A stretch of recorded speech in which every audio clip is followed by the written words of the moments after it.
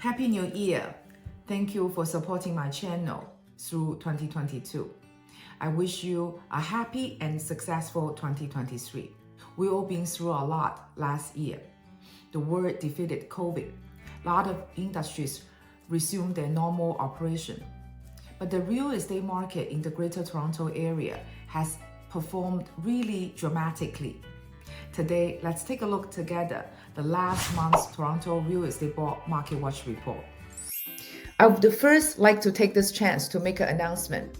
On January 17, Tuesday, 2023, my team and I were going to have our own brokerage. Our name is called Your Home Sold Guarantee Realty, Team Pris Han. We will continue our 5-star service to serve you and our community. If you have any questions regarding real estate in the Greater Toronto area, please feel free to contact us. Okay, so like in the past, I will use two graphs. The big one is for December, and the smaller chart is for one more month before in November. So when we compare the big to small, we see month-over-month change. So together we study 5 parameters. Under each one of them, there's a white number. This percentage is observation period, year-over-year change. So let's first take a look at the average sold price across the whole GTA for all property types, and that number came to $1.05 million. This is a nearly $30,000 decrease from November's $1.079 million. So if you remember, actually the average sold price plateaued for a couple months around this range. So all of a sudden, nearly 3% decrease, $30,000 is quite obvious. If we look at the transaction volume, we will notice the market remain very inactive. So this trend has continued for quite some time now. Typically, December is a very low season for real estate market. And even last year, November, we only had 6,000 properties sold. But this December, even comparing with a cold last year December, we still lost nearly half of the volume. So only slightly above 3,000 properties sold. This is a very, very slow market. But if we look at the new listing, we realize that the seller, they never really show that they're panicking and they want to get rid of their properties. As a matter of fact, starting from March last year, when the interest rate increased, for a very long time, the new listing remained the same level as last year. However, the past 2-3 months, the sellers start to show a significant decrease of buyers that taking out their properties to put it on sale. We saw that in December, there's 20% decrease. So much less sellers want to sell their property because they feel the price is just not friendly enough for them. However, because the sales volume is so low, accumulatively there are lots of available houses in the market. We can see the available listing at nearly close to 9,000 properties. So this is nearly 1.7 times than last year. Another indicator to show that the market is inactive is average days on market. So we can see it's 27 days now, and that is 5 days longer than November. So not only that, if you remember the end of 2021 and the beginning of 2022, we saw 7 days, 8 days, 9 days average days on market. This is nearly 3 times of that. So it takes much longer time for a property to be bought by a buyer. So all these things add up together. Does that mean the market is a very serious buyer market? Before we draw that conclusion, we will take a look at more data. Before that, I just want to draw attention that just because the average sold price drop doesn't mean every single property type showed the same trend.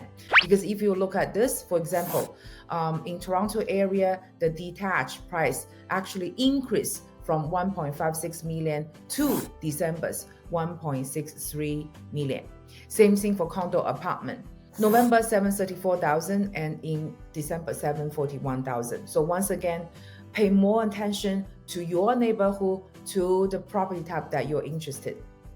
So now we see property price drop with very low transaction volume. Is it now a very strong buyer's market?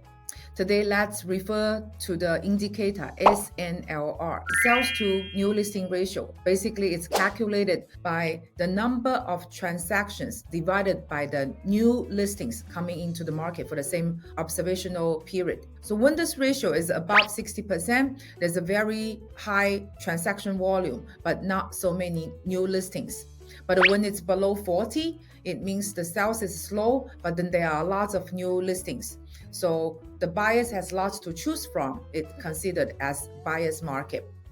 When it falls between the range from 40% to 60%, it's a balanced market. Knowing the definition of SNLR, let's take a look at the data from 2019 January to December 2022. It's a 4-year period, starts from before COVID. So very easily we can see actually SNLR has seasonality. Basically every winter the SNLR will go to the peak, and you can see starting from 2019 you start to see from about 120% SNLR. 2019, 2020, 21, they're both above or around like 120% range. So basically, either because lots of transaction volume or because low number of newly available listing. I would guess it's because of low number of new listing. So actually in 2022 December, you will see it's clearly about 60%. Actually, it's at 76%. So no, if your guess is that it's buyer's market, it's actually not. It's actually still quite strong seller's market because it's way above 60%. But if we take seasonality into consideration, we compare with past years, same period, it's not high. When you are comparing with all those 120 something, 76% is not high. So it is a seller's market, there's no doubt about that, but it's not a strong seller's market, especially taking seasonality into consideration. After the data, I also want to share you some frontier experience as an agent. Lately, after entering January 2023, we see in some area for certain property type, there's a phenomenon that you see lots of buyers coming out again. So this is a property we participate in the bidding this just last week. It's a semi-detached in Mississauga, a 50-year-old property. On that day, there were 32 offers participating in the bidding. And our estimation for its market value is around 1 million, but the final sold price is 1.16 million. It's not just one case, because another property in Markham that my team participated in bidding, they collected 21 offers as well. So do pay attention to what's going on there. Finally, the last set of data I want to share is the city's performance in GTA. So the blue line is the average sold price starting from 2019 January till December 2022. I chose 3 cities this time. They are Vaughan and Markham from York Region and Mississauga in Peel.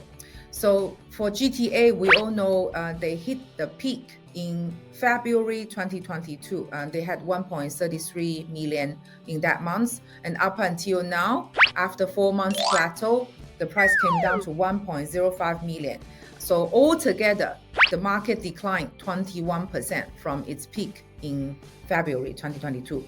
So what about other cities' performance? So all the cities here are actually above average. You can see Markham, it's declined 20%, still better than the average.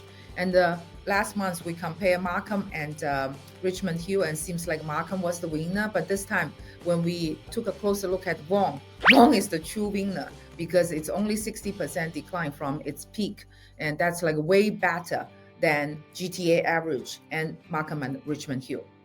Mississauga is also on par with the average. It's 20% drop from the peak. So although we see that Mississauga's decline, it seems like the curve is sharpened, but because at the beginning of the decline tunnel, it was actually more mild than the York Region counterparts. So altogether, it's just the same as Markham, 20% decrease. So you probably will feel strange. How come GTA as a whole had 21% decrease, but all these three cities perform above, better than the average? Next episode, we're going to discuss who dropped more significantly than these cities. See you in next video.